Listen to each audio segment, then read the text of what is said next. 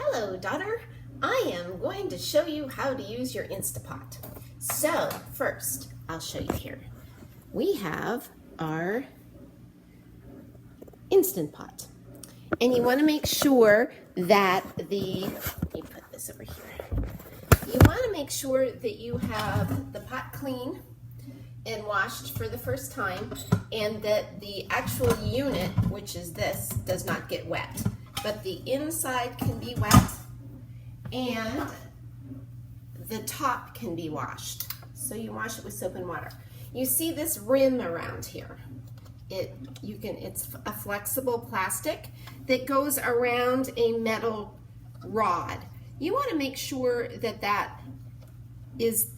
called the seal, and that the seal is not dislodged. So you want to make sure that it goes the same way all the way around. Okay, all right. I'm going to be making a recipe called, and I lost where my recipe is, Cajun chicken and rice. So the first thing I'm going to do is, and I have some onions and garlic ready to go. So I have chopped my small onion, and I have 3 cloves of garlic. So I'm going to put a little bit, my InstantPot is being plugged in.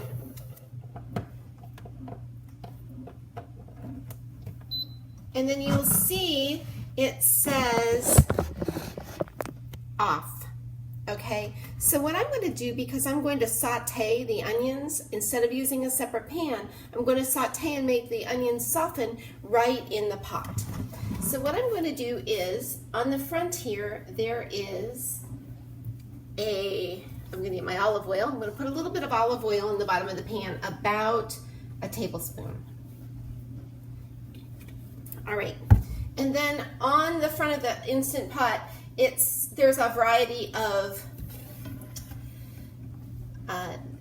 choices. I want to hit saute.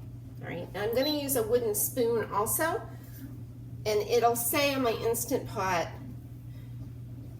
it'll say, and I shouldn't be moving it, so let me move the iPad to it. Okay, it said 30, and then it says on, so now it's heating. Okay, so now it's ready to use. So I'm going to go ahead and I'm going to put my onions right into the pot. I could be a TV, oh look, except my hair is a mess. I could be a TV cooking host, couldn't I? All right, so I'm putting all that in there. This makes 4, so you can either cook this for your whole house, or you could make it and then separate it out and then freeze it. And it'll freeze for about a couple months. So, okay, so the onions are in there. The onions are in there, and I'm going to take my garlic cloves and put those in. Okay, I'm going to shut this off and let this cook. All right, I'm back. Now, if you can see, I put the onions and the garlic in, and it looks kind of like inside the pot here. Let me see if I can turn this around here. I don't think I can. Okay, but if you look, I don't know if you can see, but the inside of the pan is turning a little brown. Sorry that you're upside down all the time. Okay, I'm going to keep you in one spot now. Okay, the problem is that if you leave any brown left in the pan, the pressurizer will not, the InstantPot will not pressurize. So I put a little bit of water in to deglaze the pan and make sure that all of the brown at the bottom of the pan is gone. Okay, now what I've done is I have some chopped peppers. Now I used 1/2 of a red bell pepper, and I'm just putting this into the bottom of the pan. And then I'm going to, so I have my onions, I have my garlic, I have my red bell peppers in there. I'm going to add a little bit of corn. You don't have to add corn if you don't want. I like the corn. It's frozen corn, and I'm just adding it in like that. And I have a little bit of corn here, and it's stuck. Get him out of there. Okay, so I added a little bit of corn. I also am going to add a little bit of, I like these baby sweet peas, and they're frozen. You don't have to add the corn and the peas, but if you have them, you can. I just just like the color of it because then it's red and yellow and green. Add a little bit more corn here. And then I'm going to add some Cajun spice. And I'll get you the recipe. I'll send you the recipe for Cajun spice. But Cajun spice has onion powder, garlic powder. It has, what else did I put in here? It has oregano. It has thyme leaves. It has, I believe, cumin and smoked paprika. So I'm going to use some fresh thyme leaves in here also. Thyme looks like this, but you can also buy it dried. So I'm going to put that in there. And what's cool about the thyme leaves is what you do is you turn them upside down, or right side up like this, and then you just strip the leaves. So don't put the stem in. Like this, and that goes right in, and then you just have the leaves like this that can go in. One more. Okay, now I need a teaspoon of my seasoning, and I don't measure it out. I just kind of eyeball it and put it in. Then you're going to use some tomato paste. I like to buy the tomato paste in the tube because if you buy it in the can, then once you open it, you have to throw out what you don't use. But this, after you open it and you just use the little prong to open it here, you refrigerate it. So I use a teaspoon, I'll put it right into my pot. I squirt it out like toothpaste. All right. And I'm going to mix this around. I'm going to wait for the vegetables to cook a little bit. So I'm going to turn you off till that's done. All right. So I turned my Instant Pot off after the vegetables started to cook a little bit. So they cooked on their own even after off. And there's an off. It says keep warm, cancel is what's on mine. So what I did then is the recipe calls for 1.5 cups of broth. Now you could buy broth like at Wegmans, and then it comes in those cartons that I use at Thanksgiving, and then you can refrigerate that. Or what I like to do, just for recipes like that, is just get some chicken bouillon. You can buy this in the soup aisle, and I put 1 cube in for every cup of water. So I put 2 cubes in for 1.5 cups, and then I put it in the microwave in a microwave safe dish for a minute. So then I have instant broth. So my Instant Pot is off. I'm pouring the 1.5 cups of broth in the bottom of the pan, so it's mixing with the peas and the carrots and the bell peppers and the onions and the garlic. All right, everything is off at this point. Okay, I've taken 1 chicken breast, 1.5 chicken breasts. Now I realize that you don't eat chicken a lot, so you can actually omit this portion of the recipe, but I've taken with the Cajun spice that I used, and I've seasoned the chicken. I've cut it in the same size so that it cooks evenly, and I'm just going to put this right on top of the soupy soup mixture here, and I'm not mixing it, I'm just laying the chicken right on top.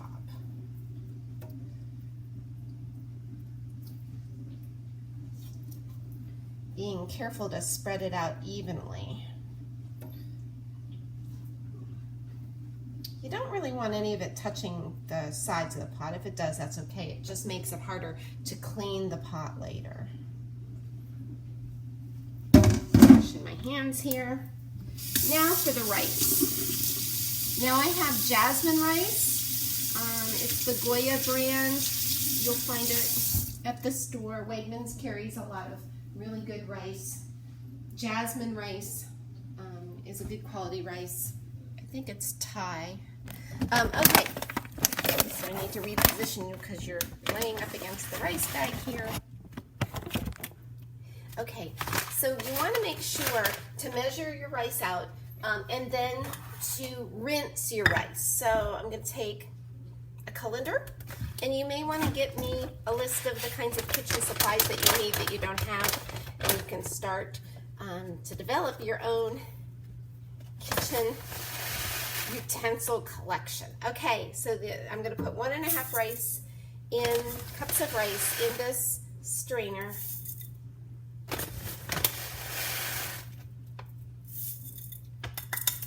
All right, put the rice aside here, and I'm going to rinse it with cold water in the colander, and then all of the extra starch comes out so that your rice isn't globby. So I have a colander here of wet rice, rinsing it really well. All right, that should do it. And then I'm going to put the rice evenly over the top of the chicken. I'm not going to mix it all together though. So it's in layers. It's in the soupy layer, the chicken layer. Now the rice will go right on top. And the rice will double in size, so if you're worried about not having enough rice. Okay, so if you left the chicken out of your recipe, then what you're going to do is make sure that you always have, when you're making rice, your water or broth and your rice parts are the same. So if you're cooking 1 cup of rice, you need 1 cup of broth. 1.5 cups of rice, I have 1.5 cups of chicken broth. If you don't have chicken bouillon, you can use water. It just isn't as flavorful. All right, now here's the tricky part.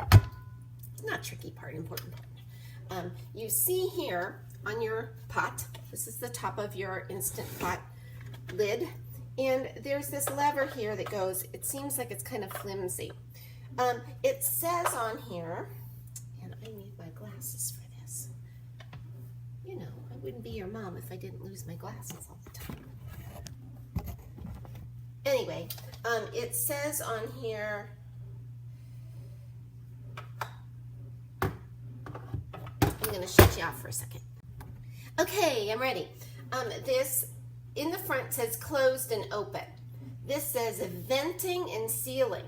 Venting means that in this little area here, the pressure, the air pressure is going to come out. So the steam is going to come out of this hole. So never, never, never, never put your face or your hands over the steam or you'll get really, really burnt. So what's important is just knowing that you have to seal the lid. Okay, so you're making sure that this seal is correct. And that on the front it says close and open. So I'm going to try to position you so that you can see this. See the Instant Pot. And before I turn the Instant Pot on, I'm going to move it away from this because see where the hole is, the steam's going to come and burn my cabinets. And you cannot move the pot after you've turned it on.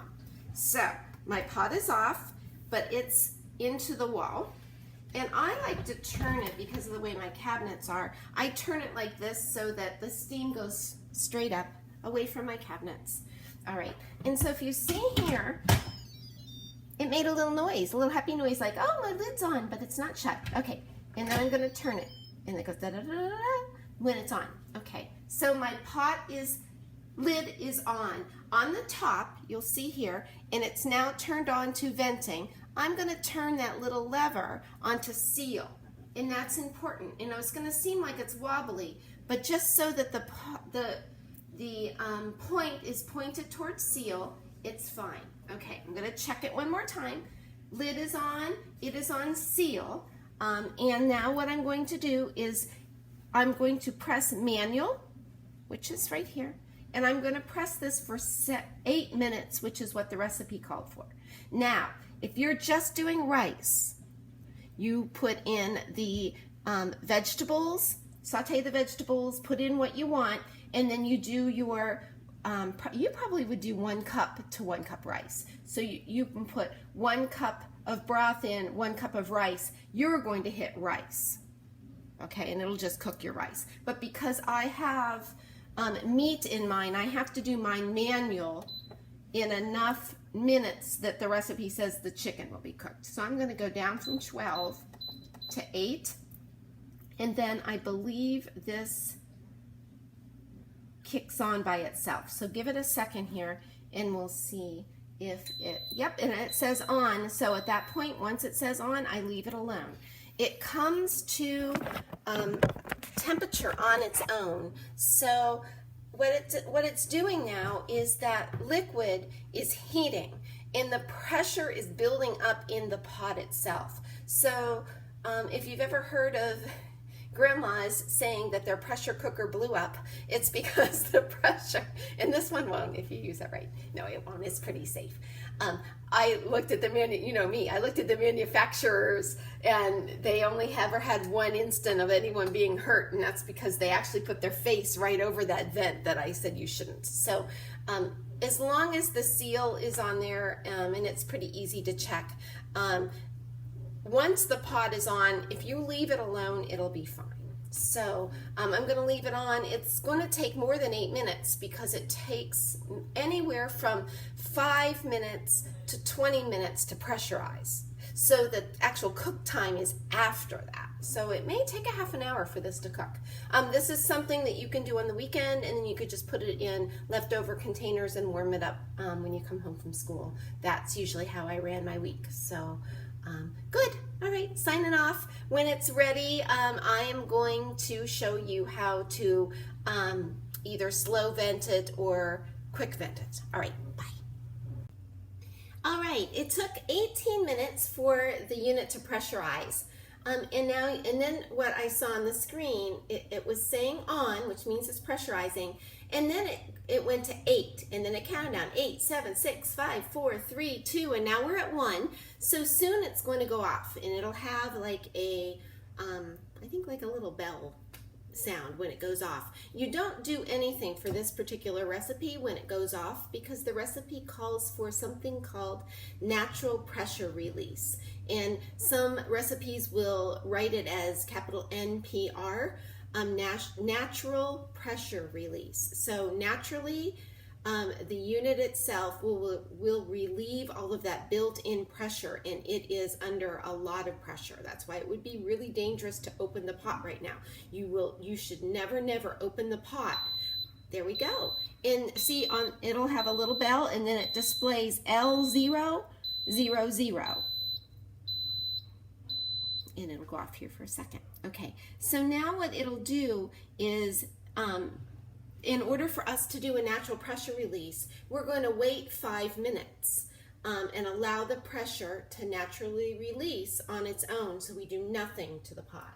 So I'm going to just set my timer here for 5 minutes and let it release naturally, which means the pressure itself is the inside of the pot is depressurizing. The air is coming out of the top. You can't really see it, but know that the pressure is being released. So I'm going to sign off, and then I'm going to show you how to do a quick release after this 5 minutes is over.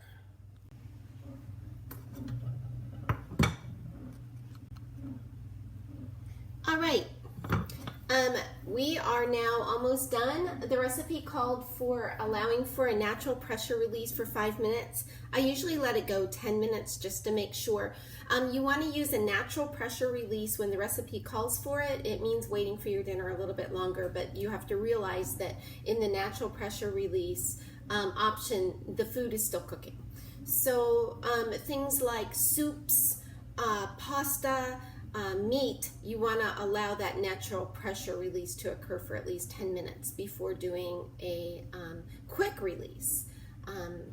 So we're done with the natural pressure release. I'm going to stand back. I have a instrument with a long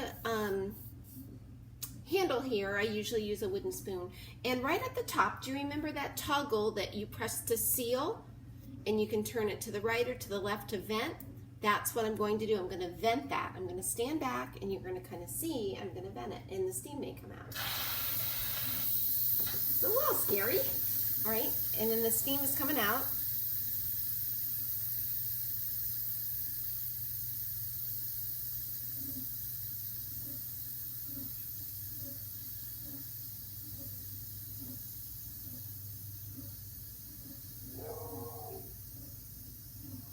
You can hear Pup in the background barking at the neighbor next door. Okay, So now it's completely, oh, I can still see a little bit of the steam coming out.